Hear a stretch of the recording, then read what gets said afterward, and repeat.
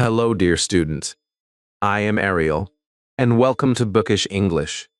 Do you hear English, but still feel lost when people speak fast? Maybe you know the words. Maybe you understand the subtitles. Hey, you want to grab lunch? I'm gonna finish this first. Yeah, cool, let me know. Hey, did you catch that? Overdose so much, man. Not every word, but I got the idea. That's real listening. But when real English enters your ears, your mind becomes empty. You are not weak. Your listening is not broken. You were just never taught how to listen the right way. In this video, you will learn powerful English listening techniques that actually work. You will learn why you don't understand English when people speak, how to stop translating, how to use subtitles correctly, and how to train your brain to catch real English sounds. So stay with me till the end, because Lesson 8 is very important, and it will give you a simple daily listening plan that can turn today's confusion into real English confidence. Before we begin, subscribe to Bookish English and comment below what is hardest for you in listening fast speech, accents, subtitles, or fear. Lesson 1. Your listening is not broken. Have you ever listened to English and felt like the words were running away from you? You heard the sound. You knew someone was speaking English.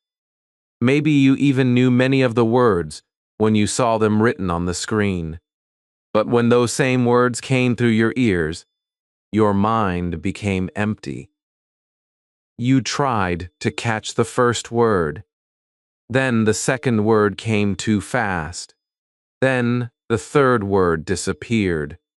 Suddenly, the whole sentence was gone. And in that moment, a painful thought came into your mind. You thought, maybe my English is weak. Maybe I am not good at listening. Maybe I will never understand real English. If you have ever felt this, I want you to listen carefully today, because this lesson is for you. Your listening is not broken. Your brain is not slow. Your ears are not useless. You are not failing because you are not intelligent. You are struggling because listening is a skill, and like every skill, it needs the right training.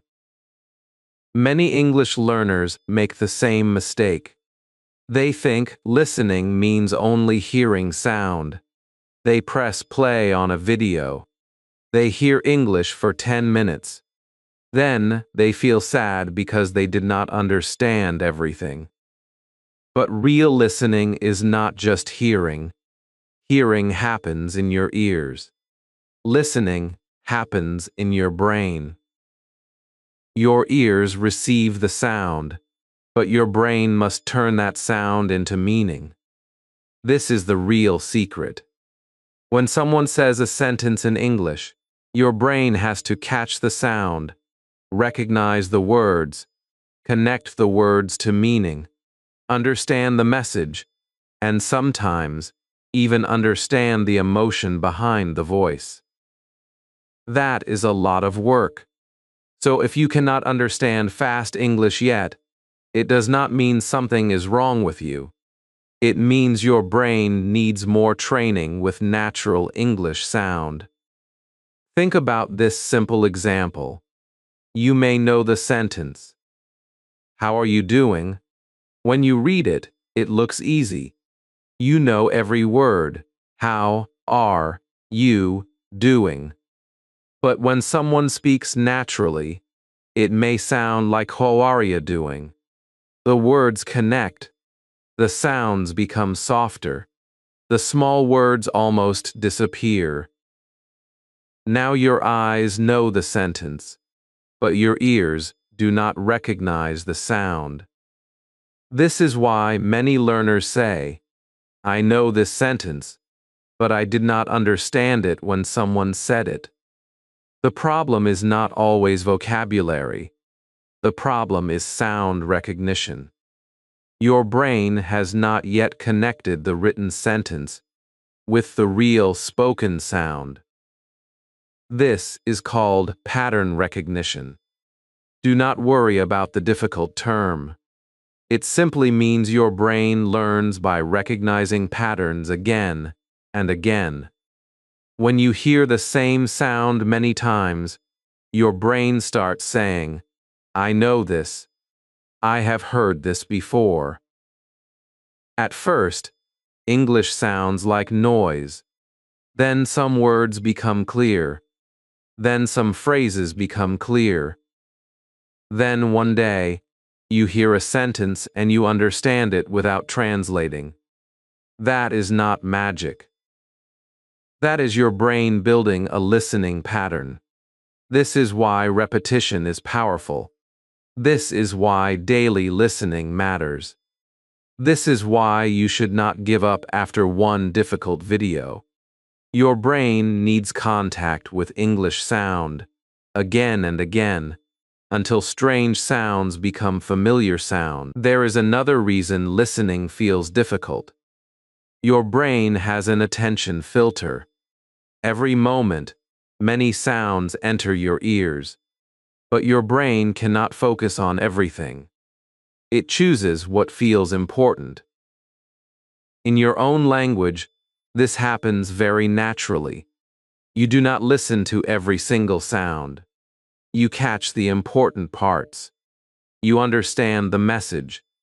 But in English, your brain is still learning what is important, so it may try to catch everything. Every word, every sound, every grammar point, every small detail. And when your brain tries to catch everything, it becomes tired very quickly. This is called cognitive load. It means your brain is carrying too much at the same time. Many learners make listening harder because they try to do 5 things at once. They listen to the sentence. They translate it into their language.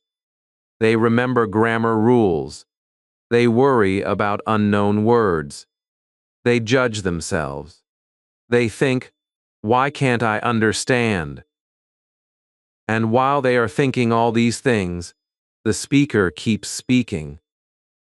This is why one missed word can destroy the whole sentence.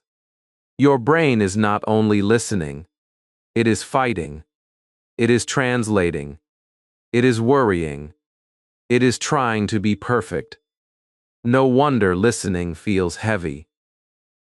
This is also where listening anxiety begins. Listening anxiety means the fear you feel when you cannot understand spoken English. Maybe your heart becomes fast. Maybe your body becomes tense. Maybe your mind says, "Please don't ask me a question. Please don't speak too fast. Please don't make me answer." This fear is real. Many learners feel it. But here is the important truth. Fear does not help listening. Fear steals attention. When you are afraid, your brain focuses on the fear instead of the sound. So the first step to better listening is not a new app. It is not a difficult grammar book. It is calmness. You must tell yourself, "I do not need to understand everything right now. I only need to catch something. I only need to train today." You may be thinking, "But I have studied English for years. Why can I read better than I listen?" The answer is simple.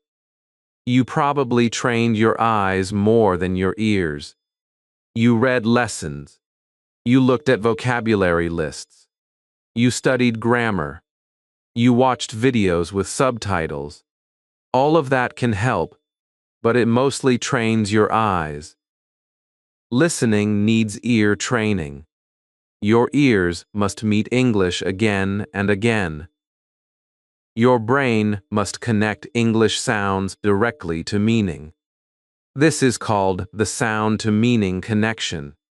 It means when you hear, "I'm hungry," your brain should not first translate every word. It should feel the meaning directly, just like when you hear it in your own language. That direct connection takes practice. Now let me give you a very important idea. There are two types of listening practice, and you need both. The first one is exposure listening. Exposure listening means you give your brain regular contact with English. You listen while walking. You listen while cleaning your room. You listen while traveling. You listen while making tea. You do not need to understand every sentence. You are simply letting English sound become normal in your life. This kind of listening is powerful because it removes distance. English stops feeling like a school subject and starts feeling like a daily sound. Your brain slowly becomes comfortable with rhythm, pronunciation, tone, and repeated phrases. The second type is active listening. Active listening means you listen with a clear goal. You do not just play English in the background and hope for a miracle. You sit for a short time and train your brain. You listen to one small audio.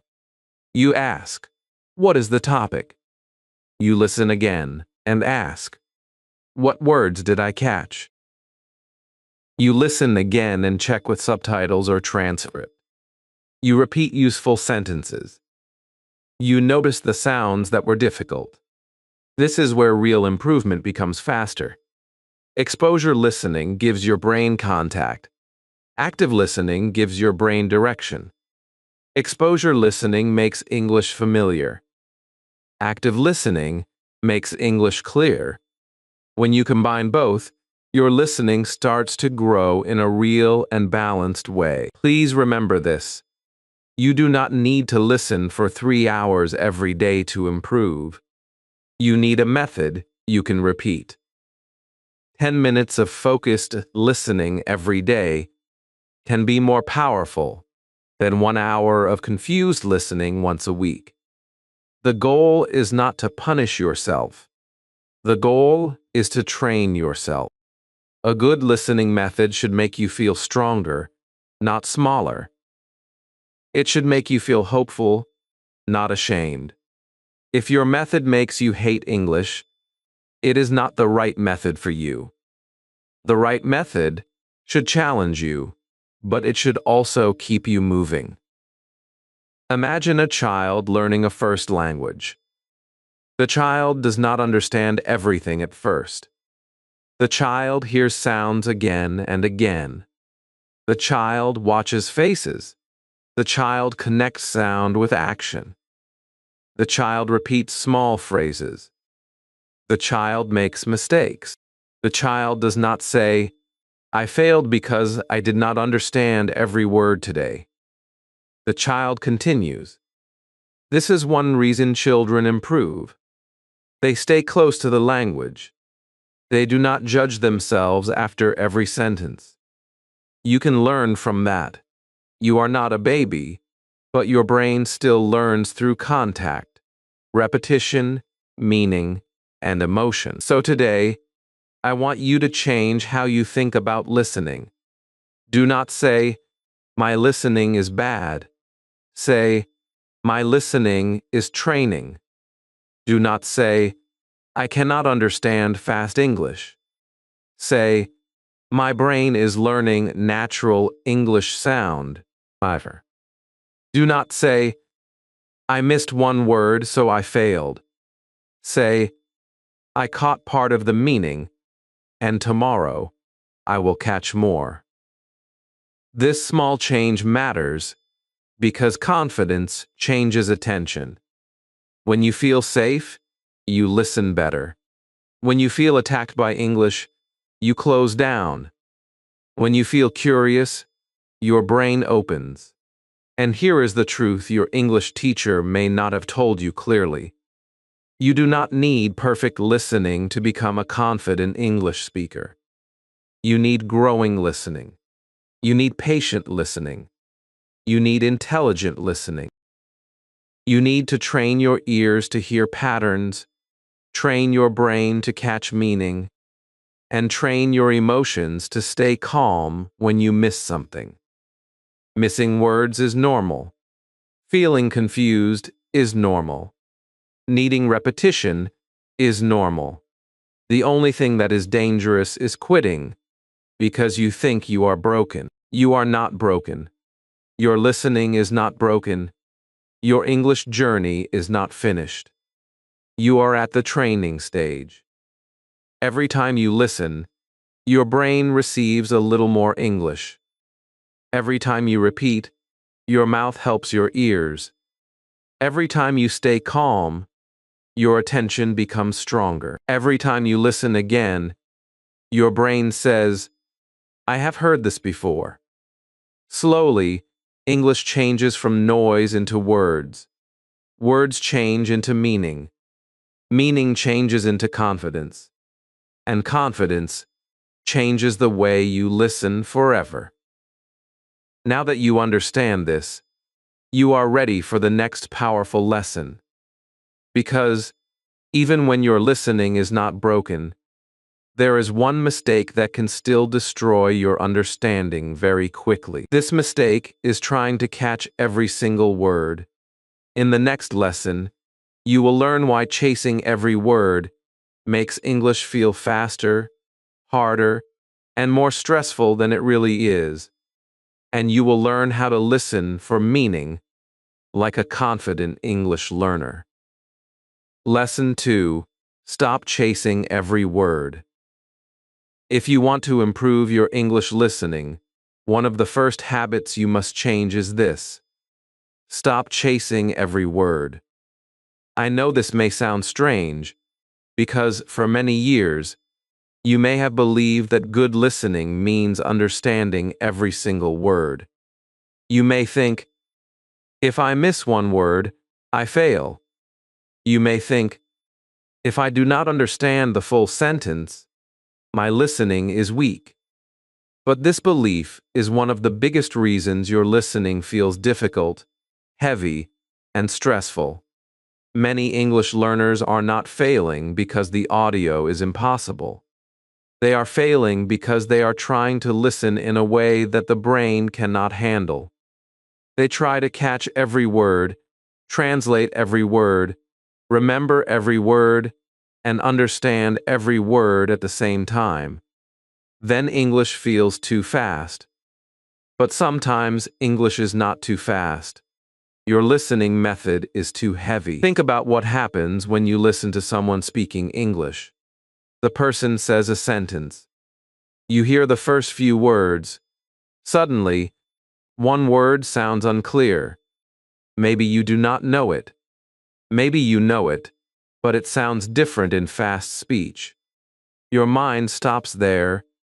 It starts asking, what was that word? Did I hear it correctly? What does it mean? Should I translate it? But while your mind is busy fighting with that one word, the speaker does not stop. The speaker continues. Another sentence comes. Then another one. Now you are behind. You missed the next words because your mind was still stuck on the old word. This is the painful trap. One missing word becomes one missing sentence. One missing sentence becomes one lost conversation. Then you feel ashamed and say, my listening is terrible. But the truth is, your brain was not given the right job. The first job of listening is not to catch every word. The first job of listening is to catch meaning. This is called gist listening. Gist means the main idea. It means the overall message. It means understanding what someone is generally talking about before you try to understand every detail. If someone is telling a story about their weekend, you do not need every word at first. You need to know the big idea. Did they go somewhere? Did something good happen? Did something bad happen? Are they happy, tired, angry, or excited? That is gist. When you listen for gist, your brain relaxes because it is not trying to hold every small sound. It is trying to understand the message. This is how strong listeners listen in real life. They do not always catch every word. Even native speakers do not focus on every single sound in every conversation. They listen for key words, context, tone, emotion, and situation. They use the brain like a smart detective. They do not panic when one word disappears. They keep moving.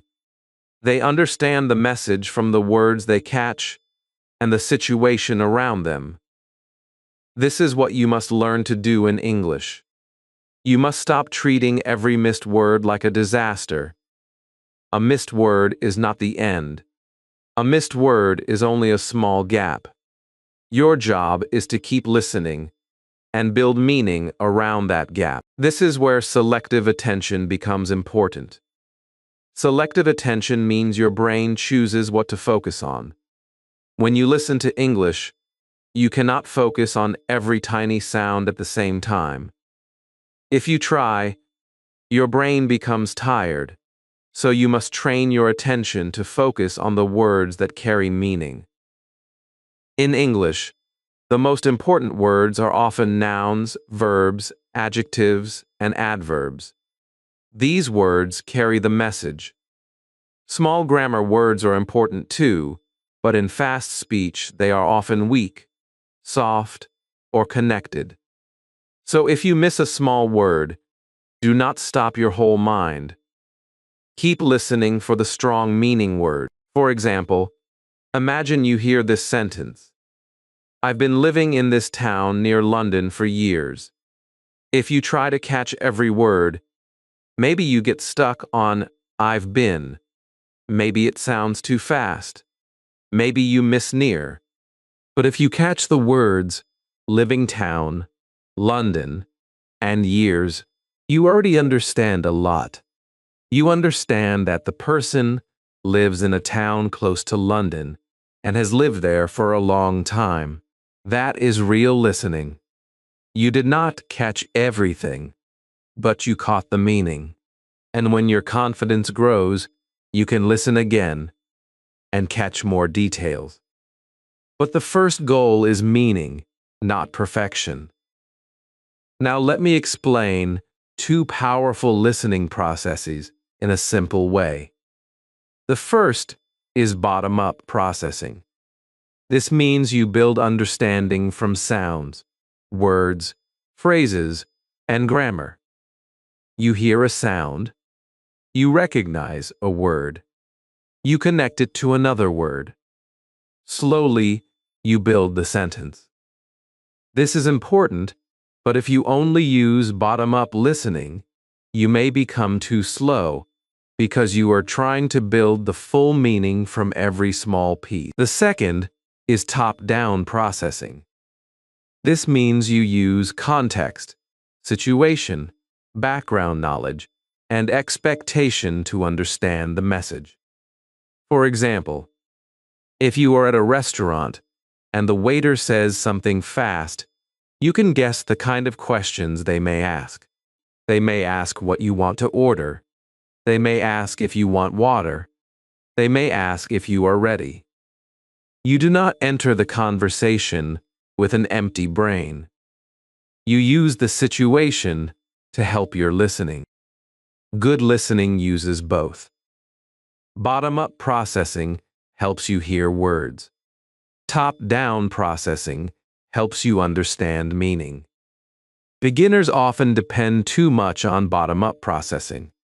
They try to catch every sound from zero. That is why they become tired. Confident listeners use both. They listen to the sound, but they also use the topic, the speaker's tone, the place, the situation, and the words they already caught. This makes listening faster and less stressful. You are not cheating when you guess from context. You are listening intelligently. This is also where expectation management matters. You must manage what you expect from yourself.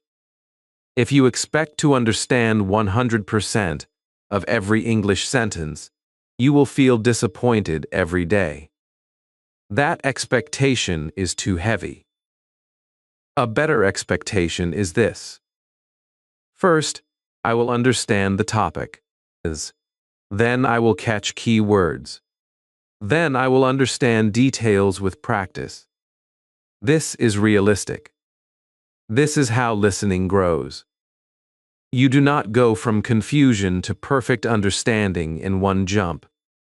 You go from noise to topic, from topic to key words, from key words to details, from details to confidence.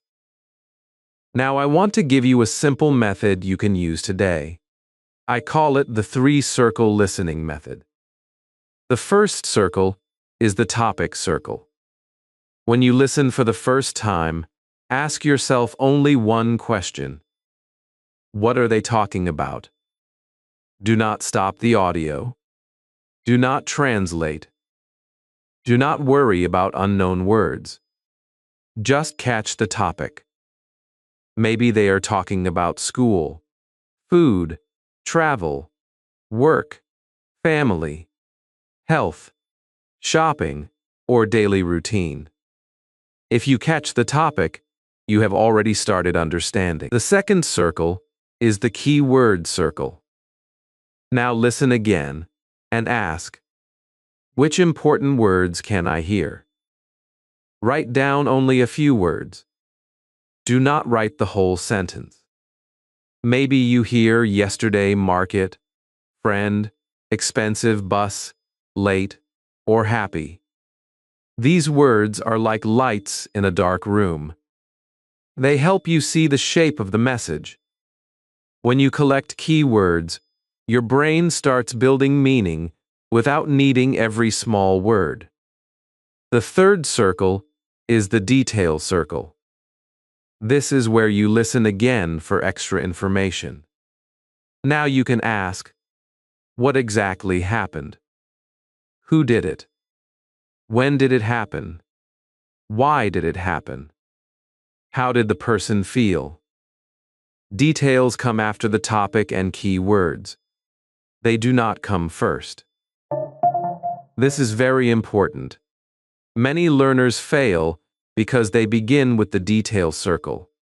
They want exact understanding from the first second. That creates pressure. Start with the topic, then keywords, then details. This method trains your brain to listen in the right order. Let's use a simple example. Imagine someone says, "Last weekend, I visited my cousin in another city, but the weather was so bad that our train was delayed for 2 hours." The first time, maybe you only understand weekend cousin city, weather train, and 2 hours. That is enough for the first round. You understand the topic, a weekend trip. You catch key words, cousin, city, bad weather, train, delay. Then when you listen again, you can catch the details. Last weekend, another city, train delayed for 2 hours. This is how understanding grows. You do not force your brain to become perfect immediately. You guide it step by step. This lesson is very important because it removes fear from listening. When you stop chasing every word, you stop fighting English. You begin working with your brain instead of against it. You start listening like a confident learner. You give yourself permission to miss small things and still understand the message. This does not make you lazy. It makes you smart. Later, with repetition, you can go back and catch more. But in real conversations, you must keep moving. If someone speaks and you miss one word, do not freeze. Stay with the speaker. Catch the next strong word. Use the situation. Watch the emotion. Listen for the main idea. Keep your mind open. So from today, when you listen to English, do not ask, "Did I understand every word?" Ask better questions. Ask, "What is the topic?" Ask, "What important words did I catch?" Ask, "What is the speaker trying to say?" Ask, "What can I understand from the situation?" These questions will make you calmer. They will make you stronger. They will train your brain to search for meaning instead of chasing perfection.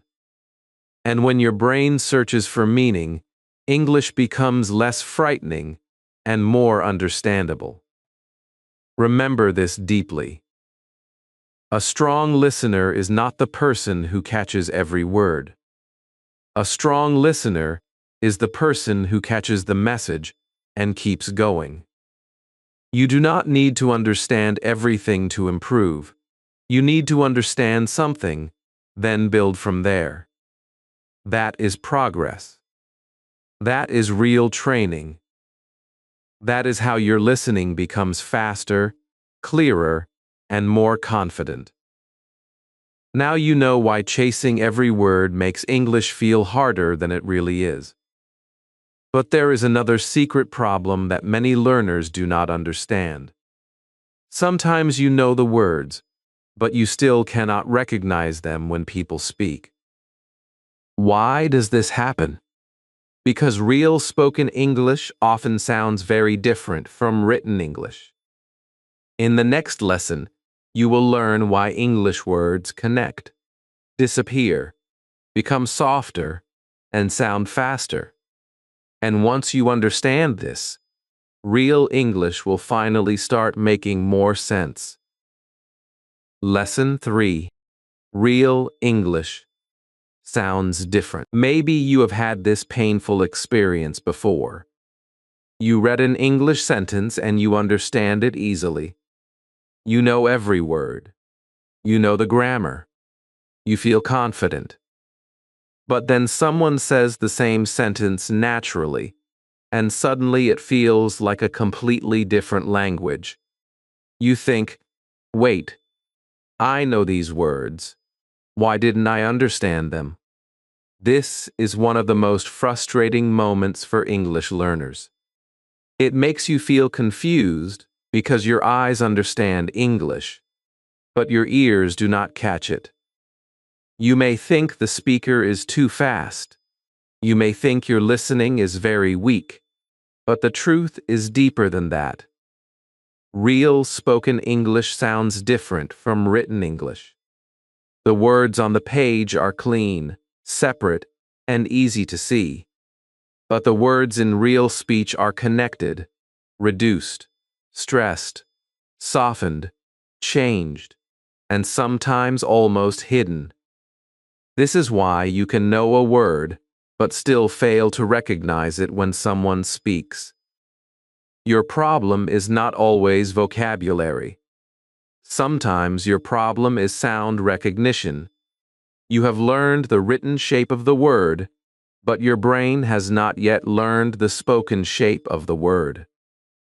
For example, you may know going to very well.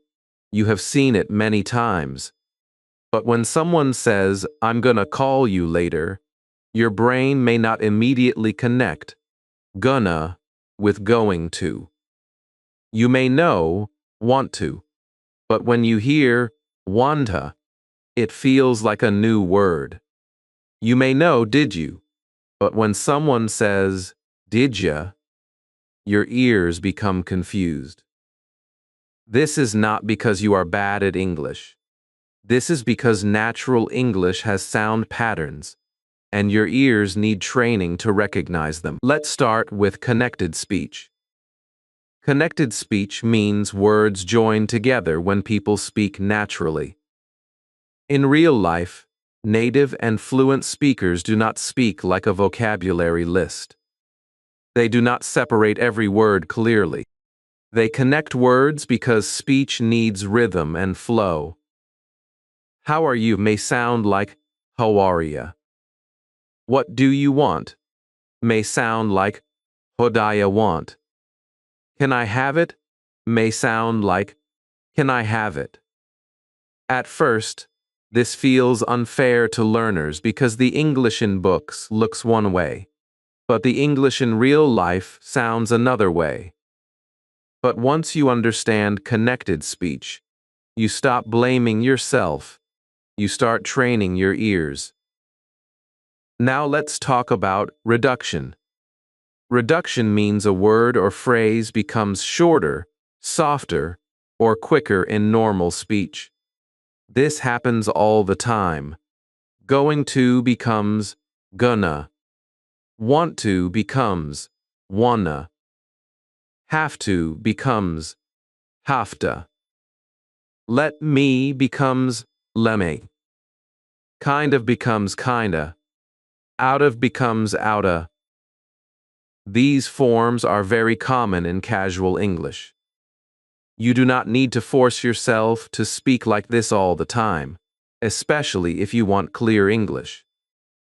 But you must learn to recognize them when listening. If you do not recognize reductions, real English will always sound faster than it really is. Weak forms are also very important. In English, small words often become weak. Words like to, for, of, and, can, and the are often not stressed. They may sound very short or very soft. For example, I want to go may sound like I wanna go. A cup of tea may sound like a cup of tea. Fish and chips may sound like fish and chips. The small words are still there, but they are not strong. This is why trying to catch every word can make you tired. In spoken English, not every word has the same power. Some words carry the meaning. Other words help the grammar, but they may sound weak. This brings us to sentence stress. Sentence stress means some words in a sentence are spoken more strongly than others. English has a beat. The important words often sound louder, longer, or clearer. These are usually nouns, main verbs, adjectives, and adverbs. For example, in the sentence I bought a new phone yesterday, the words bought, new phone, and yesterday may carry the main stress. If you catch those words, you understand the message even if you miss small words. This is why your listening improves when you stop chasing every word and start catching the strong word. The strong words are like pillars holding the sentence. Intonation is the music of English. It is the rise and fall of the voice.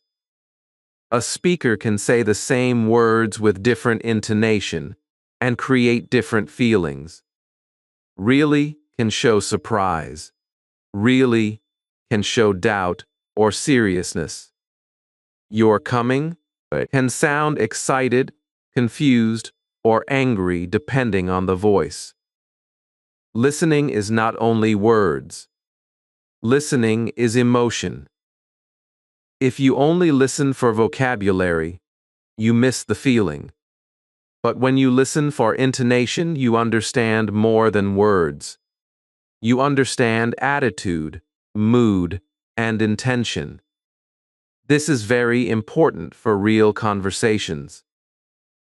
Rhythm is another reason English feels fast. English is often stress-timed. This means the stressed words create the beat, and the small words move quickly between them. That is why a long sentence can feel very fast. The speaker may spend more energy on the important words, and rush through the smaller words. For learners, this can sound like missing words. But for fluent listeners, it sounds normal because their brain listens to the rhythm, not only the individual words.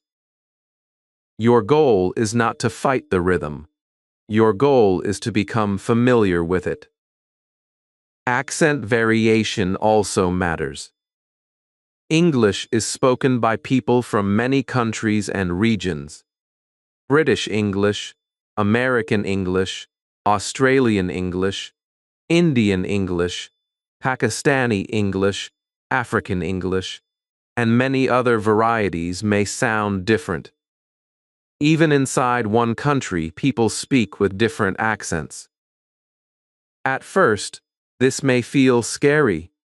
You may understand one teacher clearly, but when another person speaks, you feel lost. This does not mean your listening disappeared. It means your brain is used to one sound pattern, and now it needs exposure to another sound pattern. Slowly, with variety, your brain becomes flexible. Now let's add two more useful terms: assimilation and elision. Assimilation means a sound changes because of the sound near it. For example, did you may sound like did ya. Would you may sound like would ya. The sounds come together and change. Elision means a sound disappears in fast or natural speech. For example, next day may sound like next day. That can become very weak or disappear. These things happen because speakers want speech to flow easily.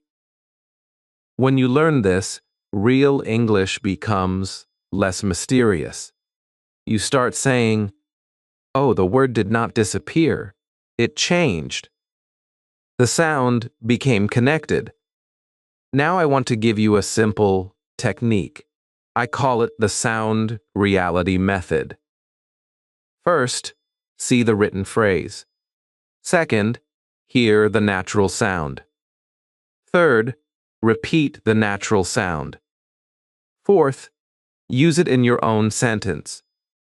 For example, look at the phrase, "What do you want to do?" Then listen to the natural version. "What do you want to do?" Then repeat it slowly. "What do you want to do? What do you want to do?" Then create your own sentence. "What do you want to eat? What do you want to eat?" You are not only memorizing, you are building auditory mapping. Auditory mapping means your brain connects the sound you hear with the meaning you already know. When your brain hears wanna, it maps it to want to. When it hears gonna, it maps it to going to. When it hears deja, it maps it to did you. This is how listening becomes faster. At first, you need to think. Later, after enough practice, you understand automatically. This is called automatic recognition. It means your brain recognizes the sound without slow translation.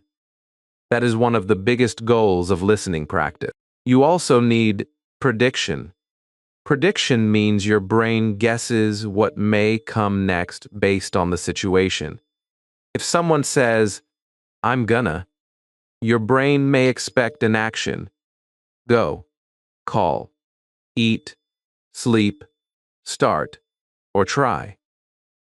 If you are at a restaurant and someone says, "Would you like?" your brain expects food, water, tea, coffee, or a menu. Prediction does not mean you are pretending to understand. It means your brain is using context intelligently. Strong listeners predict all the time. They do not wait helplessly for every word. They use the situation, the topic, the speaker's tone, and the words they already know. This is why phonological awareness is so important. Phonological awareness means noticing the sounds of a language. Not just the spelling, not just the meaning, the sound. You begin to notice that going to changes in fast speech. You notice that some words are stressed and some are weak. You notice that the voice rises or falls.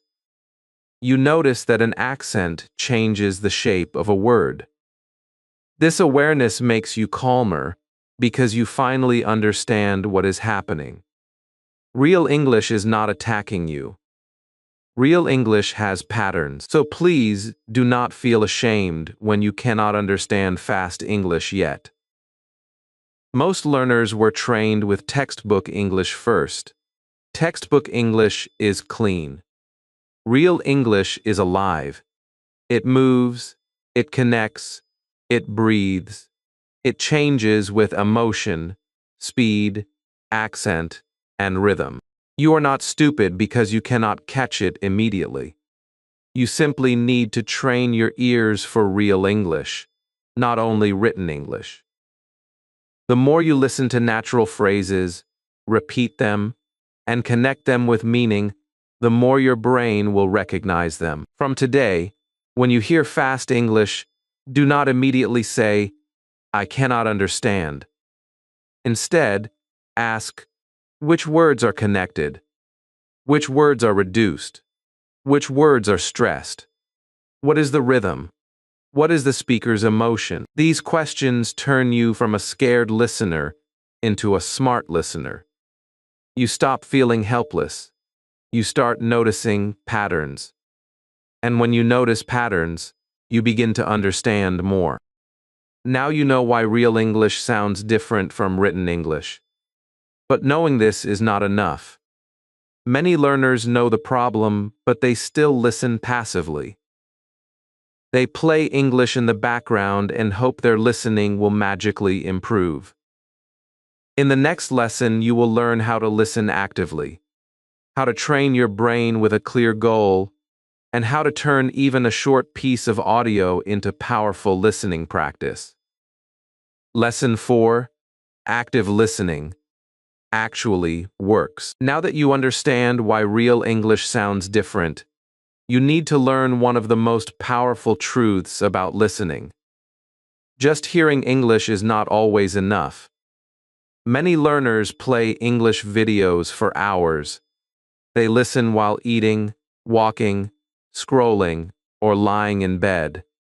But after many weeks, they still feel the same problem. They still cannot understand real conversations. They still need subtitles. They still feel nervous when someone speaks fast. Then they ask, "Why am I not improving? I listen every day." The answer is simple but very important. You may be hearing English, but you may not be actively listening to English. Passive listening gives your ears contact with English, but active listening trains your brain to understand English. Passive listening means English is playing, but your mind is not fully present. Your ears hear sounds, but your brain does not have a clear job. Maybe you are listening while doing something else. Maybe your mind is thinking about your day. Maybe you understand a few words and miss many others. Passive listening is not useless. It can help your brain become familiar with English rhythm, pronunciation, and common phrases. But if you only use passive listening, your improvement may be slow. It is like walking past a gym every day and hoping your body becomes strong. You are near the training, but you are not doing the exercise. Active listening is different. Active listening means you listen with intention. Intention means you know why you are listening before you press play. You are not just saying, "I hope I understand." You are saying, "This time I will catch the topic," or "This time I will listen for 5 key words," or "This time I will notice connected speech," or "This time I will repeat 3 useful sentences." This small change is powerful because your brain works better when it has a clear target. When your brain knows what to search for, listening becomes more focused, more organized, and less frightening. So let me give you a simple 5-step active listening system that you can use today. Step 1. Choose short audio. Do not start with a full movie, a long podcast, or a fast interview. For beginners and intermediate learners, even 30 seconds to 2 minutes can be enough. A short audio is not a small thing. It is a training ground. When the audio is short, you can repeat it, study it, and feel progress. Step 2. Listen once for the topic. Do not stop. Do not translate. Do not panic. Just ask, what are they talking about? If you catch only the general idea, that is already success. Your first listening is not for perfection. It is for direction. Step 3. Mark the difficult moment. If you are watching a video, notice the timestamp. If you are listening to audio, pause after the part that felt unclear and remember where it happened. Do not write every word. Do not stop every 3 seconds. Just mark the moment that confused you. This keeps your listening smooth and stops you from destroying the flow. Step 4. Listen again and guess. This is very important. Many learners are afraid to guess because they think guessing means failure. But guessing is not failure. Guessing is brain training. When you guess, your brain uses context clues. Context clues are the words before and after the unclear part, the topic, the situation, and the speaker's emotion. A smart listener does not wait helplessly for every word. A smart listener uses clues. Step 5. Check with subtitles or a transcript. Now you can see what you missed. Maybe the word was familiar, but the sound was reduced. Maybe 2 words were connected. Maybe the speaker used an expression. This checking step creates a feedback loop. A feedback loop means you listen, guess, check, correct yourself, and listen again. This is how your brain learns. It sees the difference between what it heard and what was actually said. Then when you listen again, your brain says, "Ah, now I recognize it." This is confidence reinforcement. Every time your brain recognizes something it missed before, your confidence becomes stronger. There is also another part of active listening that many English learners forget. Active listening is not only for videos and podcasts, it is also for real conversations. When someone speaks to you in English, do not only listen to the words. Listen with your whole attention. Look at the speaker if you can. Notice their face, their emotion, their hands, their tone, and the situation. If they look excited, their words may carry good news. If they look worried, they may be explaining a problem. If you miss one word, their body language and tone can help you understand the message. Listening is not only sound. Listening is meaning, emotion, and connection. In conversation, active listening also means you respond. You do not need perfect English to show that you are listening. You can use small phrases like, "I see, that makes sense. Really, I understand. Can you say that again?" Or, "Do you mean this?" These small responses are powerful. They keep the conversation alive. They give you time. They show the other person that you are present. And they reduce fear because you are not silently suffering. You are participating. You are not just a student hiding behind your nervousness. You are a real listener inside a real conversation. This is also where metacognition becomes useful. Metacognition means thinking about your own thinking. In listening, it means you start noticing your own process. You ask yourself, did I miss the topic or only a few words? Did I panic too early? Did I translate too much? Did I use context? Did I listen again? These questions do not punish you. They guide you. They help you become your own coach. A beginner says, I did not understand, so I failed. A smart learner says, what exactly did I miss, and what can I train next? That difference can change your whole English journey. So remember this deeply. 10 minutes of active listening can be more powerful than 1 hour of lazy listening. You do not need to attack yourself with difficult English all day. You need focused practice that your brain can actually use. Listen with a goal. Catch the topic. Mark the hard part. Guess from context. Check the answer. Listen again. Repeat useful sentences.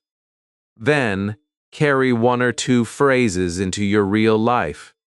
This is how English moves from the video into your mind, and from your mind into your mouth. Now you know how active listening actually works. But there is one tool that can either help you or secretly hold you back. Many learners depend on it every day. It makes English feel easier, but it can also make your ears lazy if you use it the wrong way. In the next lesson, you will learn how to use subtitles correctly, so they become your teacher instead of your crutch. Lesson 5. Use subtitles the right way. Subtitles can feel like a friend when you are learning English. When subtitles are on, you feel safe. You can follow the sentence. You can see the words. You can understand the story. But when subtitles are off, suddenly everything becomes difficult again. The same video that felt clear becomes confusing. The same speaker that felt easy becomes fast. The same sentence that you understood with your eyes disappears through your ears. And then a painful question comes into your mind. You ask yourself, do I really understand English, or am I only reading English? If you have ever felt this, do not feel ashamed. Many learners have the same problem. Subtitles are useful, but if you use them in the wrong way, they can secretly make your ears lazy. The problem is not subtitles themselves. Subtitles are not bad. Transcripts are not bad. Reading while listening can be very helpful. The real problem is over-reliance. Over-reliance means depending on something too much. If you always use subtitles, your eyes become strong, but your ears may stay weak. Your eyes read the sentence quickly, and your brain understands from the text. But the ear does not work hard enough to recognize the natural sound. So later, when the subtitles disappear, your brain feels lost. It is like riding a bicycle with training wheels forever. Training wheels help at the beginning, but if you never remove them, you never learn balance. Subtitles should be your teacher, not your permanent support. Now here is the correct way to use subtitles. I call it the 3-round subtitle method. In round 1, listen without subtitles. This may feel uncomfortable at first, but it is necessary. Your goal is not to understand everything. Your goal is to train your ears first. Listen and ask only simple questions. What is the topic? What words can I catch? What is the speaker's emotion? Do you remember? Do not pause every second. Do not translate every word. Do not panic. This first round is called retrieval practice. Retrieval practice means you try to bring understanding from your own brain before checking the answer. When you try first, your brain becomes active.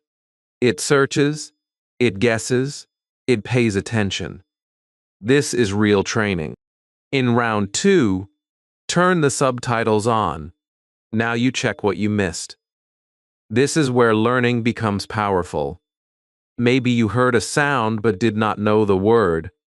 Maybe you knew the word, but it sounded different. Maybe 2 words were connected.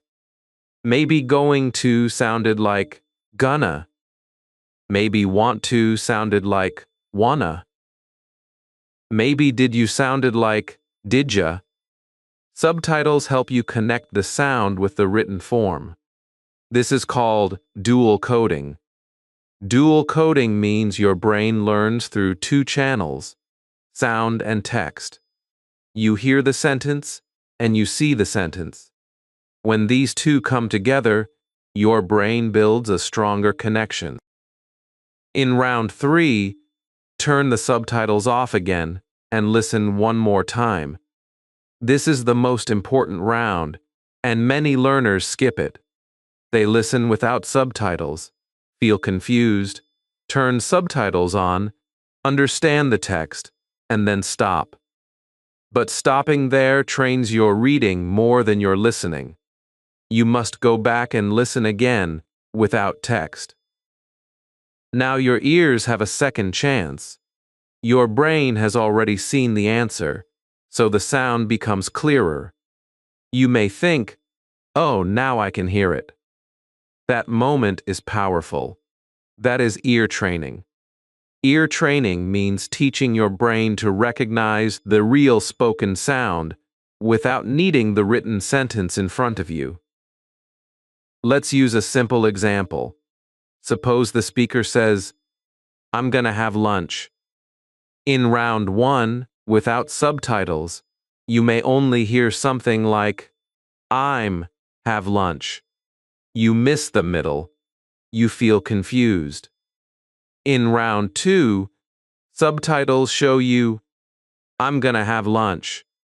Now you realize, gonna means going to. In round 3, without subtitles, you listen again. This time your brain recognizes the sound. You hear gonna more clearly because your brain has mapped the sound to the meaning. This is error correction. Error correction means your brain compares what it heard with what was actually said, then fixes the mistake. This is how listening improves. You can also use transcripts in the same smart way.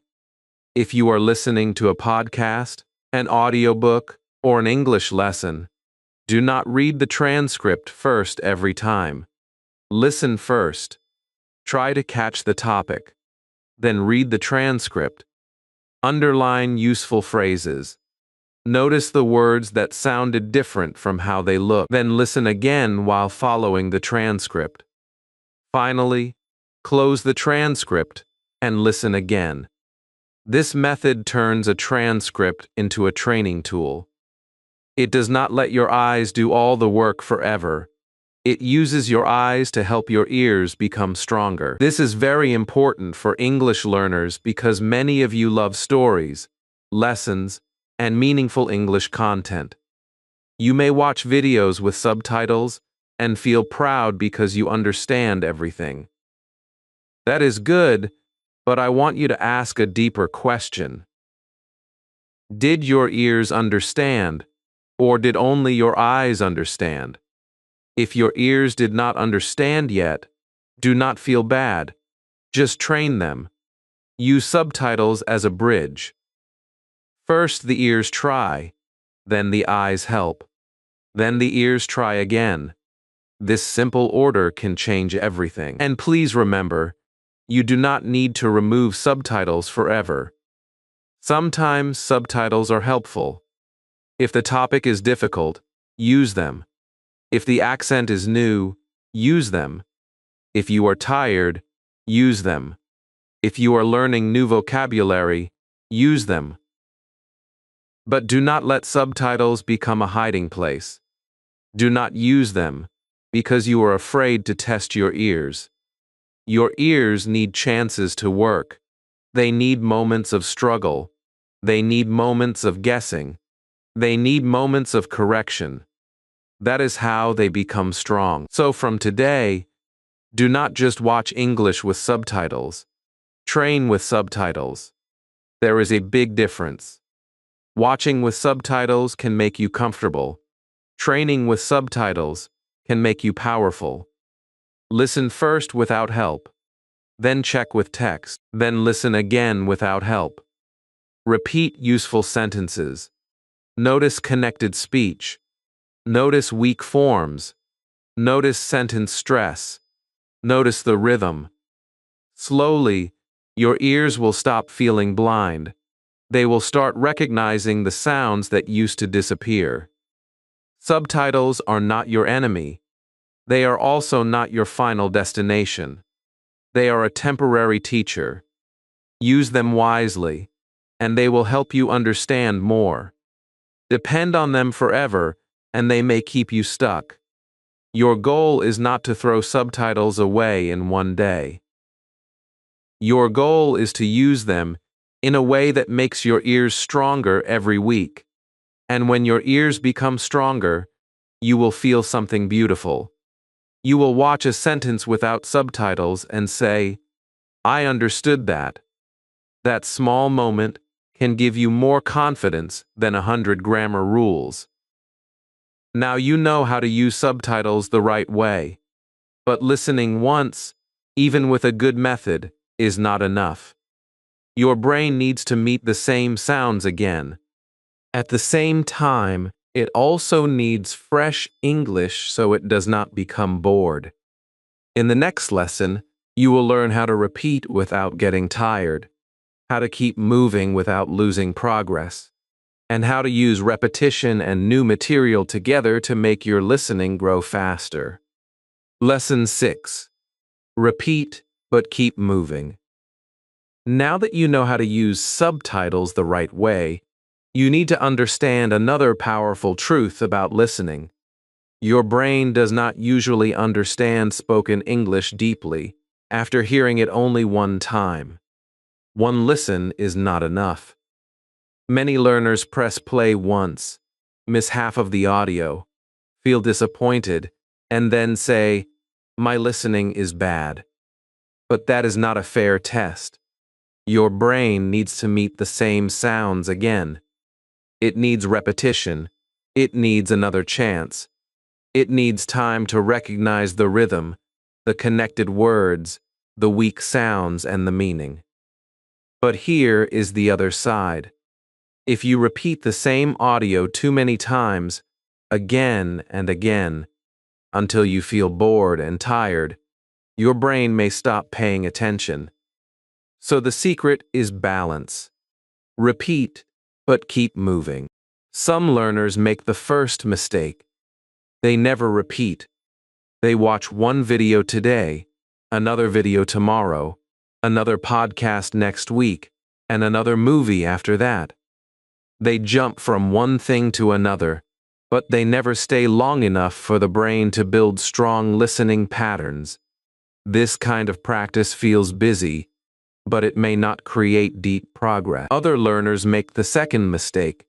They repeat one audio 20 times in one sitting. At first, they learn something, but after a while, their mind becomes tired. The audio becomes boring. The brain stops noticing new things. Then English feels like punishment. You do not need that. You need repetition with life inside it. You need enough repetition to learn, and enough new material to stay awake. This is where spaced repetition becomes important. Spaced repetition means meeting the same sound, word, phrase, or sentence again after some time. You do not need to force everything into your brain in one day. You can listen today, listen again tomorrow, and meet the same phrase next week in another video. This is how the brain learns naturally.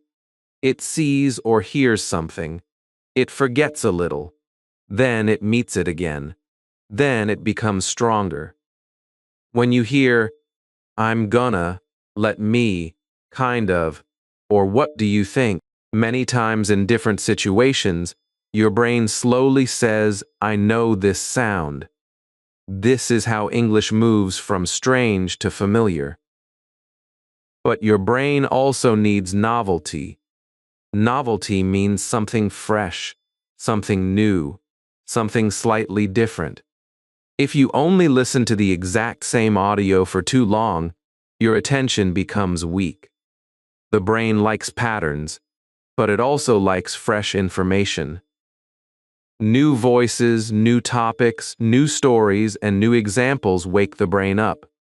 This is called the novelty effect. When something feels fresh, your attention becomes stronger. So do not trap yourself in one audio forever. Take value from it. Repeat it enough, then move forward. Your listening journey should not feel like a prison. It should feel like a road. Let me give you a simple technique. I call it the repeat and release method. First, listen to the audio once to catch the story or general idea. Do not stop too much. Do not attack yourself. Just ask, "What is this about?" Second, listen again and catch key words. Write down a few strong words that carry meaning. Third, check the subtitles or transcript if you need help. Notice what you missed.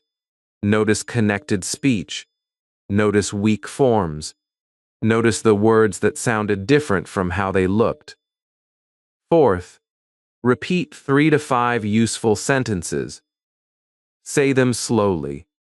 Copy the rhythm, copy the stress, copy the feeling, then release the audio. Move on.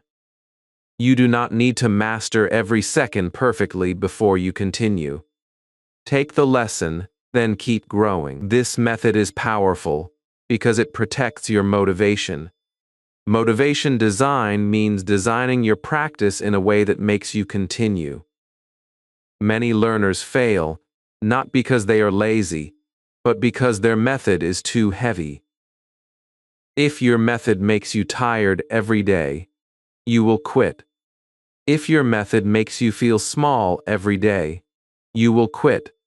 If your method is too long, too boring, or too difficult, you will quit. A smart method makes practice easy to start and satisfying to finish. That is why short, repeated listening is so powerful. It gives your brain training, and it gives your heart a small win. Now let's connect this with habit psychology. A habit loop has 3 parts: cue, routine, and reward. The cue is the signal that tells you to start. The routine is the action you take. The reward is the good feeling after you finish. For example, your cue can be morning tea. Every time you make tea, you play 2 minutes of English. Your routine is listening and repeating 1 sentence. Your reward is saying, "I trained my English today." This may look small, but small habits are strong because they are easy to repeat.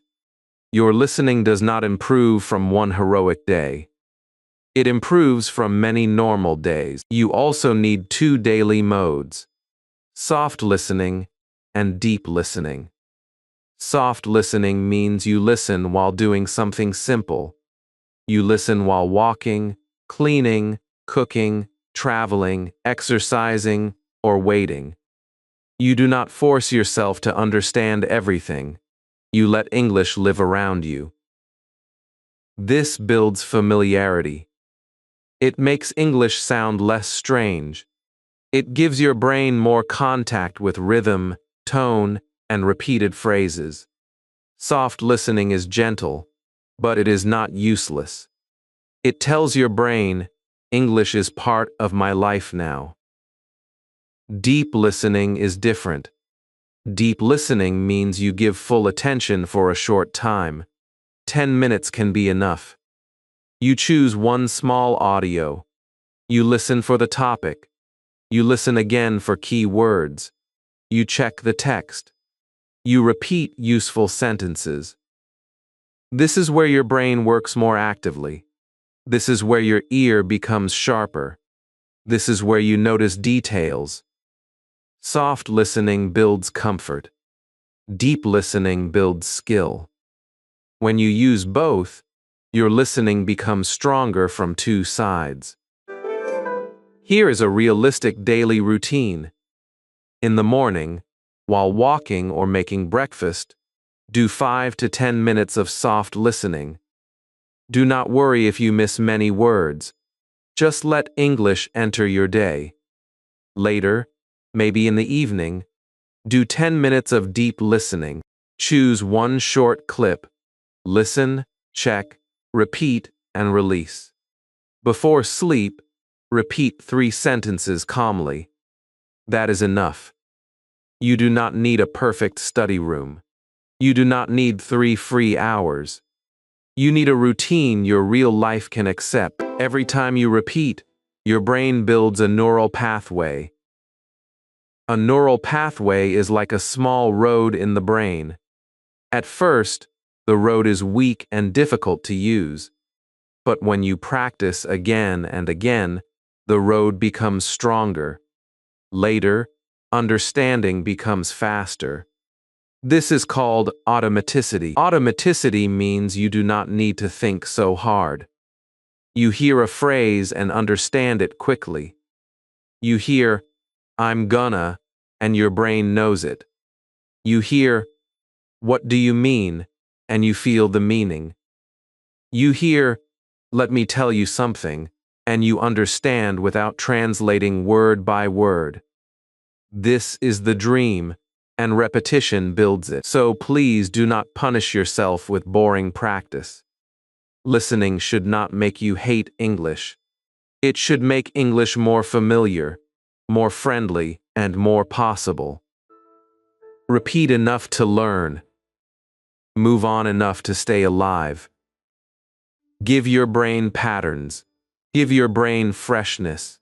Give your heart small wins. You are not trying to become perfect today. You are building a listener inside yourself. One sound, one sentence, one day at a time. Now you know how to repeat without getting stuck, and how to keep moving without losing progress. But there is one more important question. What should you actually listen to? Because if you choose audio that is too hard, you will feel defeated. If you choose audio that is too easy, you may not grow. In the next lesson, you will learn how to choose the right listening material, so English becomes understandable, enjoyable, and truly useful for your life. Lesson 7. Choose the right audio. Now that you understand repetition, subtitles, active listening, and the real sound of English, you need to learn one more powerful lesson. What you listen to matters. Many learners work hard, but they choose the wrong audio. They open a fast movie. They play a difficult podcast. They listen to a group of native speakers, joking, laughing, interrupting each other, and using slang. Then after 2 minutes, they feel completely lost. Their heart becomes heavy. Their confidence goes down. They say, "My listening is terrible." But maybe your listening is not terrible. Maybe the audio is simply too hard for your current level. If you give a beginner swimmer a deep ocean, the problem is not the swimmer's courage. The problem is the place. In the same way, if you give your beginner English brain very fast, advanced, unclear audio, you are not training yourself. You are hurting your confidence. This is why choosing the right audio is not a small thing. It is one of the biggest secrets of improving your English listening skills fast. You cannot grow from audio that is impossible. If you understand almost nothing, your brain has no strong meaning to hold. The sound becomes noise. You may hear English for 30 minutes, but your brain cannot build enough connections because the message is not clear. At the same time, if the audio is too easy, you may feel comfortable, but you may not grow much. You need the middle place. You need audio that is understandable enough to follow, but challenging enough to teach you something new. This is where the 50-90 rule can help you. If you understand less than 50% of the audio, it is probably too difficult for daily listening practice. You may still listen to it sometimes for fun or exposure, but do not use it as your main training material. If you understand more than 90%, it may be too easy. It can be good for confidence, repetition, and fluency, but it may not push your listening much. The best listening material is often between 50 and 90% understandable. That means you can understand the general meaning, but there are still new words, new sounds, new phrases, or new accents to learn. This is the sweet spot. This is where your brain feels challenged, but not destroyed. This idea connects with something called comprehensible input. Do not be afraid of the term. Comprehensible input simply means English that you can understand enough to learn from. Your brain learns language better when the message makes sense. If the audio is full of unknown words, unclear sounds, and unfamiliar topics, your brain struggles. But if the audio is meaningful, interesting, and slightly above your level, your brain starts learning naturally. This also connects with the input hypothesis, which says learners grow when they receive language input that is understandable, but a little challenging. In simple words, do not choose baby-level English forever, and do not choose impossible English too early. Choose English that stretches you without breaking you. For beginners, the best audio should be clear, short, and emotionally easy to follow. Slow English stories are excellent because they give you meaning, emotion, and repeated sentence patterns. Short dialogues are also powerful because they show real-life conversation in small pieces. Children's audiobooks can help because the language is often simple and the story gives you context. Beginner podcasts are useful when the speaker talks clearly and explains ideas slowly. English learning channels like Bookish English are also perfect because they speak directly to learners and use simple English with motivation, examples, and emotional connection. At the beginner level, your goal is not to impress anyone. Your goal is to build your listening foundation. For intermediate learners, you can start adding more natural materials. You can listen to interviews where people speak clearly. You can listen to daily conversation podcasts. You can use audiobooks with text, so you can listen first and then check the words. You can listen to news made for learners because it gives real topics with clearer language. Short documentary clips can also be useful because the visuals help your brain understand the topic. You can also read the text before or after listening, especially if the topic is new. At the intermediate level, your goal is to move from classroom English to real-world English, but in a controlled way. You are not throwing yourself into chaos. You are building strength step by step. For advanced learners, you can slowly move into harder material. Movies, TV shows, fast podcasts, street interviews, group conversations, and phone call style listening are all useful. But even advanced learners should choose wisely. Movies can be hard because of background music, jokes, slang, accents, and fast emotional speech. Group conversations can be hard because people interrupt each other. Phone calls can be hard because you cannot see the speaker's face. Street interviews can be hard because people speak naturally, quickly, and sometimes unclearly. These are good challenges, but they should come after you have built a strong base. Do not use advanced material to prove your level. Use it to train your next level. Another powerful idea is interest-based learning. Your brain pays more attention when the topic matters to you.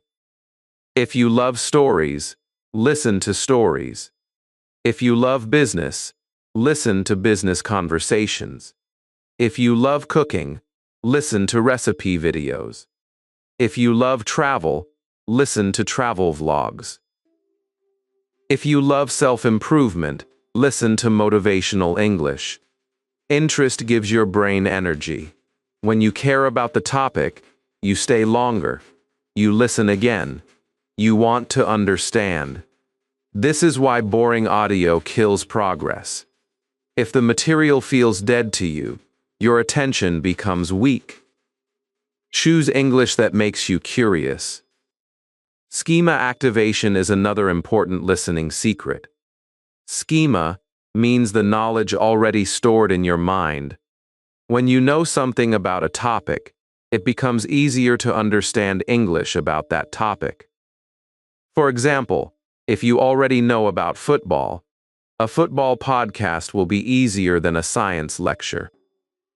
If you already know how restaurants work, restaurant conversations become easier. Your background knowledge helps your listening. It gives your brain a map. This is why you should not always choose random audio. Choose topics connected to your life first, then slowly expand. Context familiarity also matters. If the situation is familiar, your brain can predict what people might say. At an airport, you expect questions about passports, tickets, bags, seats, and boarding. At a restaurant, you expect questions about food, drinks, orders, bills, and tables. At a shop, you expect questions about price, size, color, and payment. This makes listening easier because your brain is not starting from zero. It can use the situation to understand the language. So if you want practical listening, choose real-life situations that you actually need. Please remember this emotional truth. Choosing simple audio does not mean you are weak. It means you are wise. A smart learner does not start with the hardest material and then cry.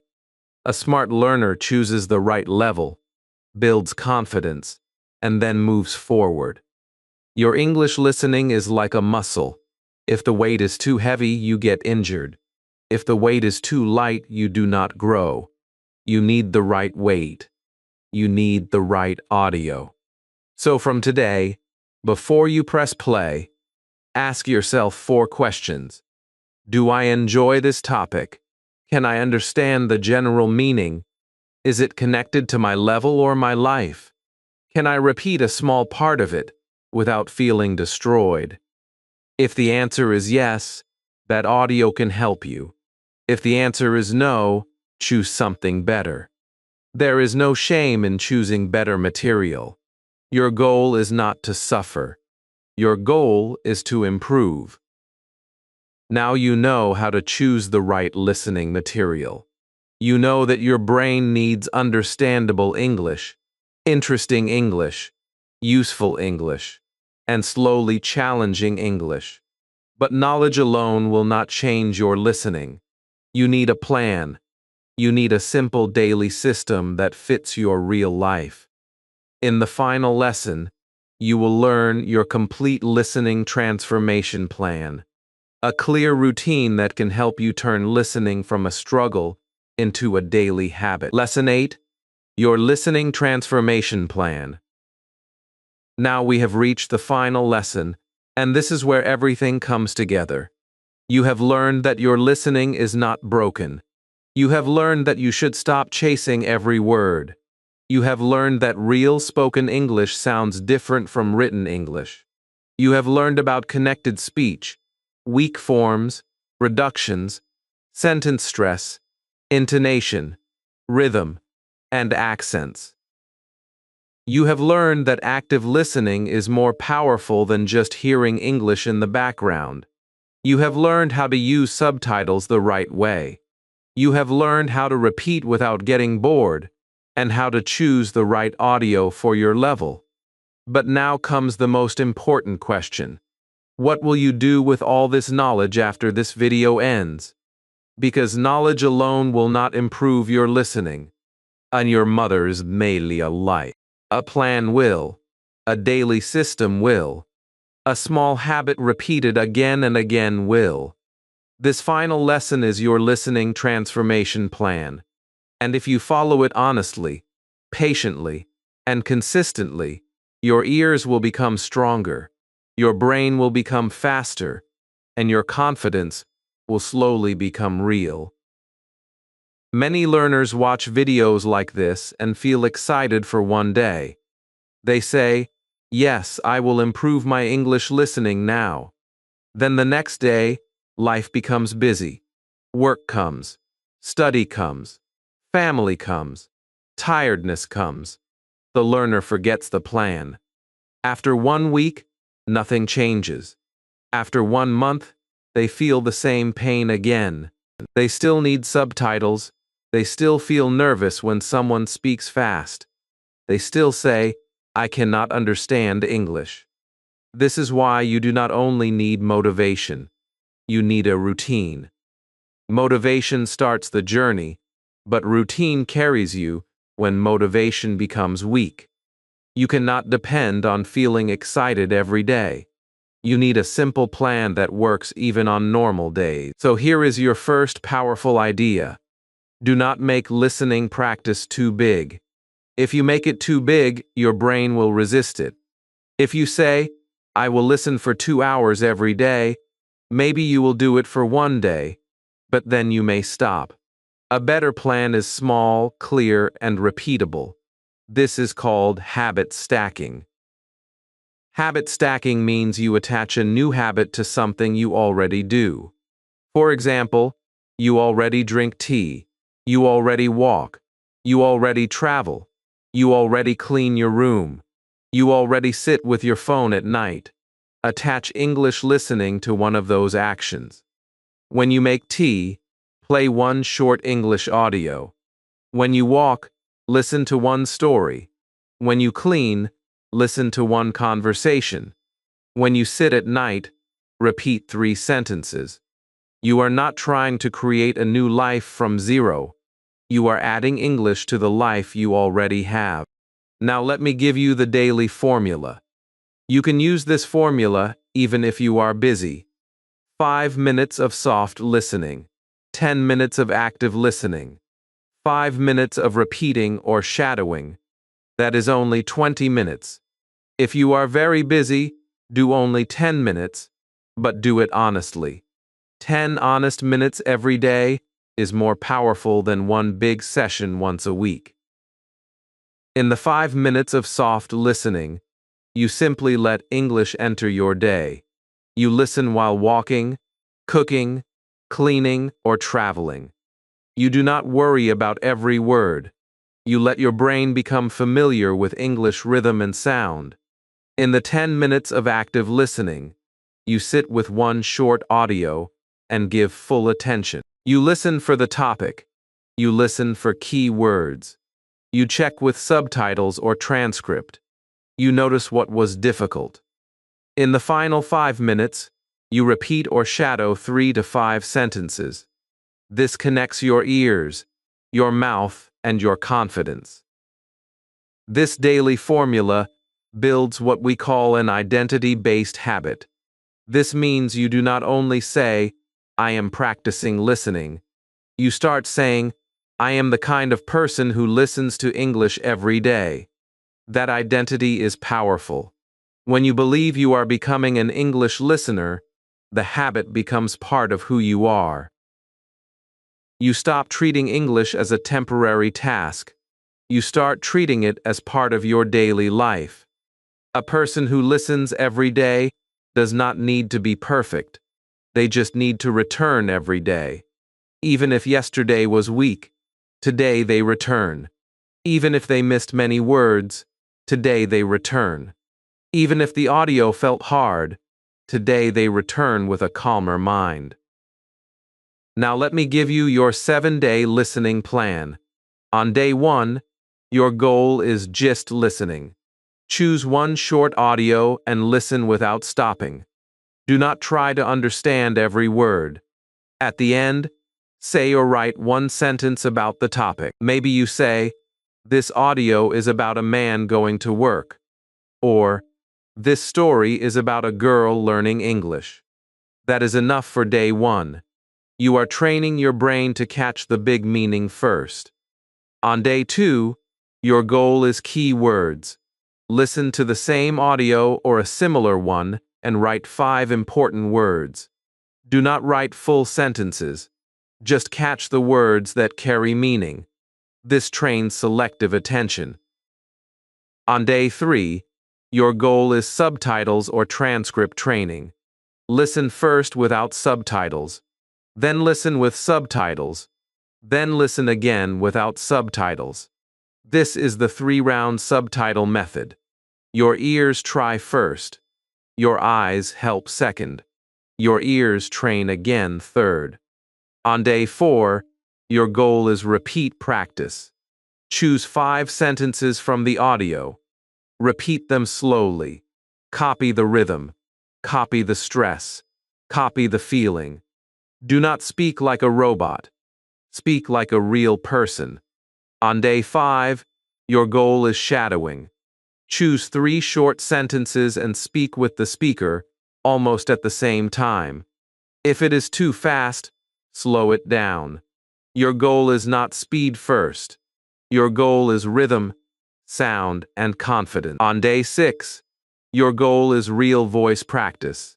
Listen to a different speaker, a different accent, or a slightly different topic.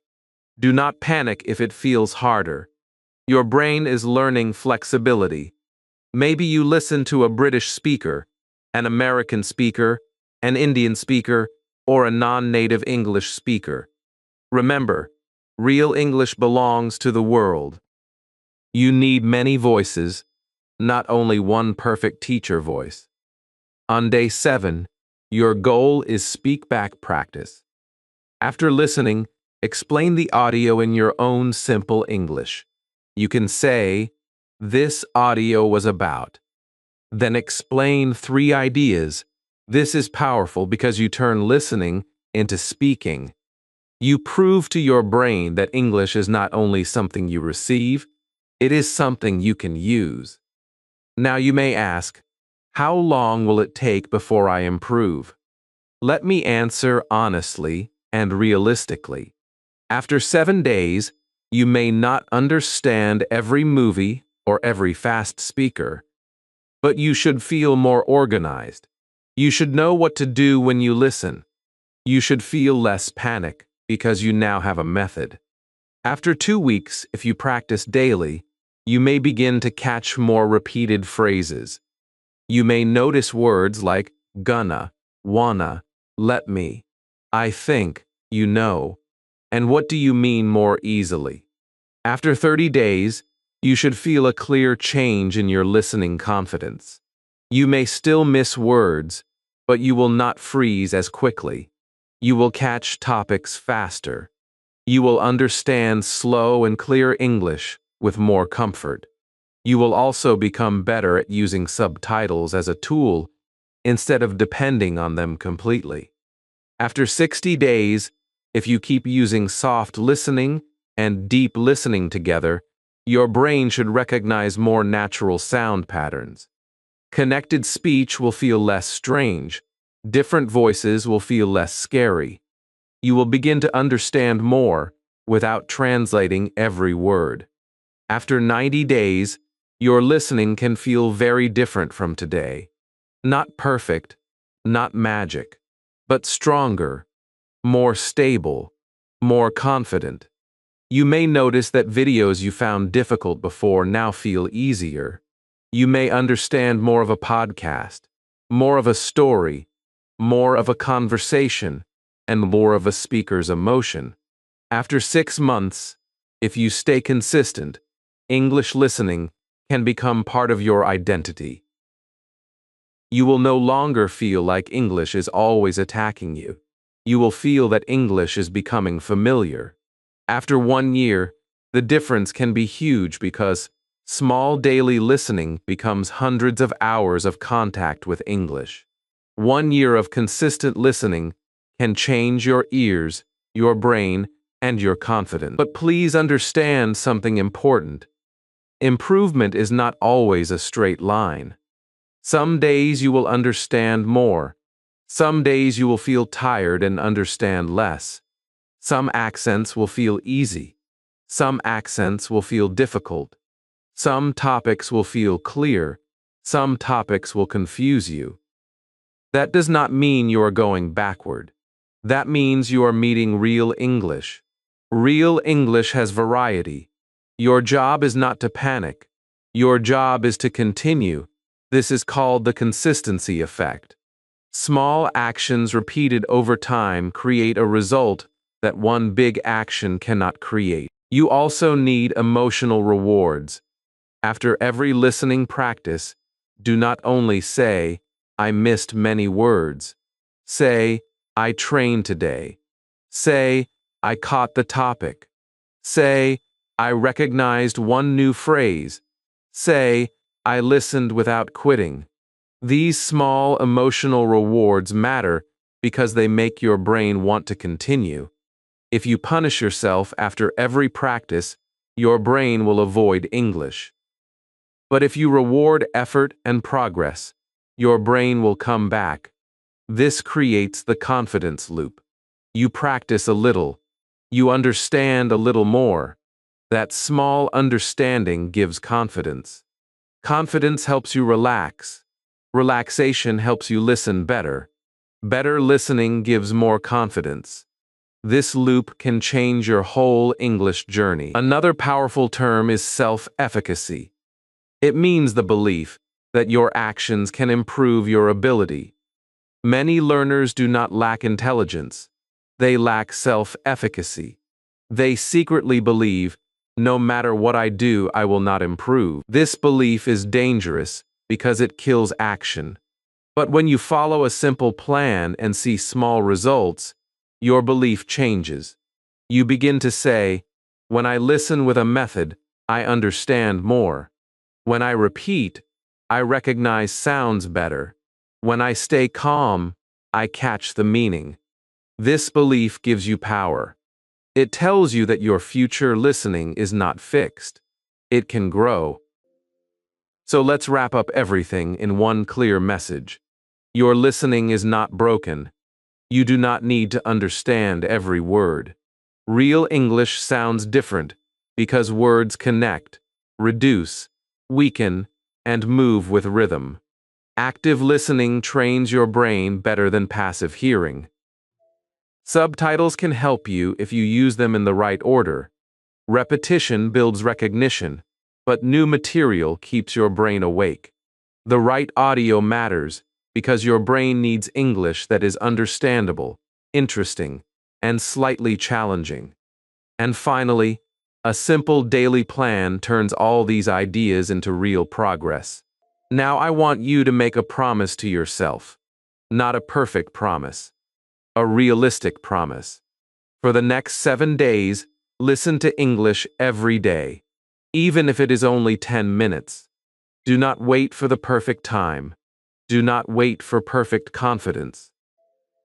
Do not wait until your grammar is ready. Start with your ears. Start with one short audio. Start with one sentence. Start with one small win. Your English listening will not change because you wish for it. It will change because you train it. And if this video helped you, subscribe to Bookish English, because this channel is here to make English clear, simple, emotional, and possible for you. Like this video if you want more lessons that help you understand real English, and write a comment below with your honest answer. What is hardest for you in English listening? Is it fast speech, different accents, subtitles, translation, connected words, or fear? Also comment day 1 started if you are ready to begin the 7-day listening challenge today. Your comment is not just a comment, it is your first step. You came to this video because English listening felt difficult. Maybe it felt confusing. Maybe it felt embarrassing. Maybe it felt impossible. But now you know the truth. Listening is not a gift only some people have. Listening is training. You do not need to understand every word. You need to catch meaning. You need to stay calm. You need to repeat. You need to choose the right audio. You need to use subtitles wisely. You need to listen actively. You need to return every day. From today, stop just hearing English. Start understanding it. And remember, every sentence you listen to with patience is not wasted. It is building the confident English listener you are becoming. Now you know the truth. Your listening is not broken. Your brain only needs the right training, the right method, and the courage to continue every day. Do not wait for perfect English. Start with one sentence. Start with one short audio. Start with 10 honest minutes. If this video helped you, subscribe to Bookish English, like this video, and comment below, day 1 started. Your English listening can change, and today can be the beginning. Thanks for watching this video. I will see you soon in the next video.